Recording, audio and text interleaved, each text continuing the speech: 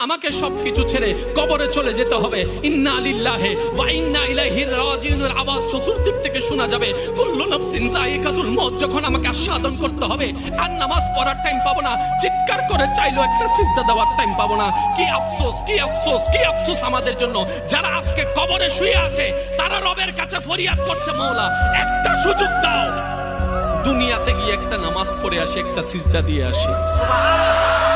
কবরবাসী চিৎকার করে রবকে বলে, মাওলা ভুল করেছি, ভুল করেছি, ভুল করেছি, একটা সুযোগ দাও।